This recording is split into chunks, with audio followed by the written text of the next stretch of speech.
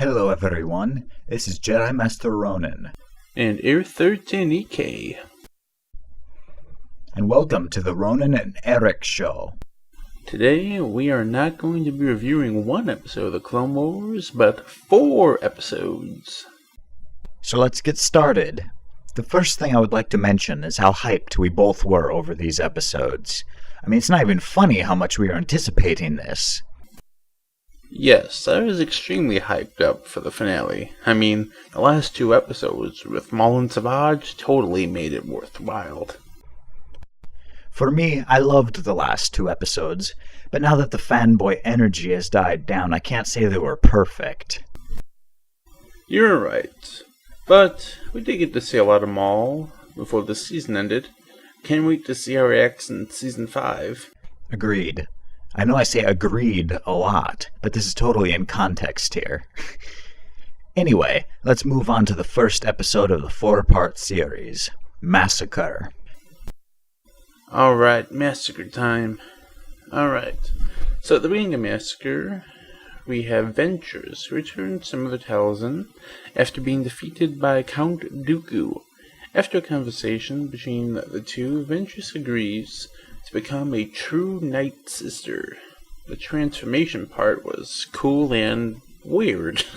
The whole point of this episode was to set up Ventress's character for later episodes. Oh yeah, and to give some of the Grievous fanboys payback for Shadow Warrior. I'm a huge Ventress fan, but hey, she sure showed Grievous who's boss. After the episode Bounty, I really liked her, but I'll get to that later. Was it just me, or did Massacre seem like it was trying too hard to be dark? Yes, that episode was too dark if you ask me. But I'm actually glad the Night Sisters are gone. They creep me out anyway. Ha! For me, I didn't find the dark aspect bad in itself, but it just seemed like they were trying too hard to cram it down our throats. Like they would go off of the main story to show random deaths and zombies screaming. The best part of the episode had to be Ventress versus Grievous, however short it was. We finally got to see Ventress own Grievous in a fight. So true. Ventress versus Grievous was the best part in that episode. All in all, Massacre gets a 3 out of 5 for me. Alright, for me Massacre gets a 2 out of 5. I just didn't agree with that episode mostly. I think the episodes with Jar Jar were more entertaining than that episode. Creepy zombies. Moving on, we have the episode Bounty. The first thing you'll notice is that this episode is very different in tone from Massacre. Yes, we went from creepy zombies and witches to epic bounty hunters. But Bounty was actually a pretty darn good episode. Mostly because it had Bosk and Boba in it, but that's just me. I was just amazed at the tone difference.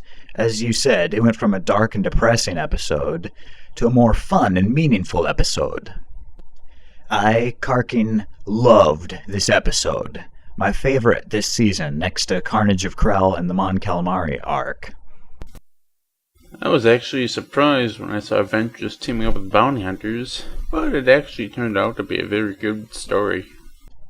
It was a little odd that she would team up with one particular group of bounty hunters that just happened to have Boba Fett, Dengar, and Bosk, some of the all-star bounty hunters from Empire Strikes Back. And almost a little too coincidental, but I'm willing to let that slide.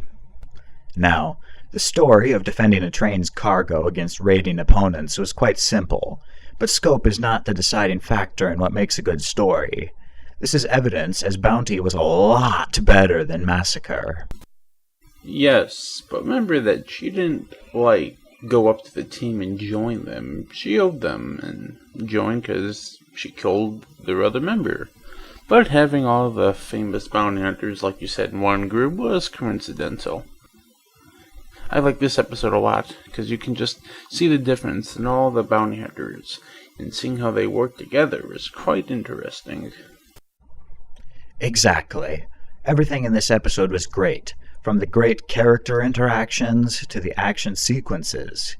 It was amazing. My final rating would be a 4.5 out of 5. Very good points. Go Bosk. Alright, even though the bounty hunters got beaten pretty easily and all but Boba and Ventress got thrown off the train, I still think this episode deserves no less than a 5 out of 5. Alright, moving on to the next episode, we have Brothers. Hallelujah! The return of the best Sith Lord ever. I think everyone knows how I felt about this episode. It was amazing. How about you, Mr. Ronin? I really enjoyed it. Some people are complaining about the slow pace of this one. I don't get it. Sometimes it's nice just to marvel at the sights in the Star Wars galaxy, and having Savage as a main character was a lot more interesting than Wynakin or Obi-Wan.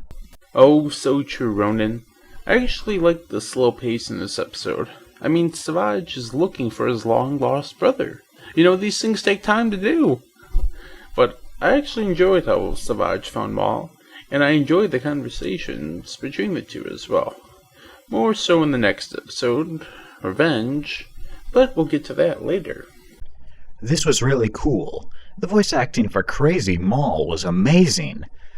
I loved how you could feel his pain and rage in every word he said. The only thing that bothered me about this episode was that Anakin and Ahsoka appeared in it. Don't get me wrong, Ahsoka is a great character, but it just seemed like the show was saying, hey, this is the Clone Wars you're watching, please don't turn it off. Sam Witwer is a genius if you ask me. He's a brilliant voice actor in everything he does. I know, I thought they would ruin Savage's plane in this great episode, but they didn't. Thank you. I agree 100%. He was the only person I would trust to do Maul right. And even though I despise his Starkiller character, he still manages to give a great voice acting performance. I would hire him. One thing I found annoying is that everyone calls Savage a monster, while Cad Lame is much more of a sadistic monster than Savage. I know, right? Cad Bane is such a creep, and he is more evil and twisted than most of the villains on this show. I can't even stand the sight of Bane, he just makes me so mad. Same here, my friend. Heck, look at how few people Savage killed in this episode. He showed much more restraint and only killed the people who attacked or betrayed him. But whatever, my final rating for Brothers has to be a 4 out of 5. I actually feel bad for Savage.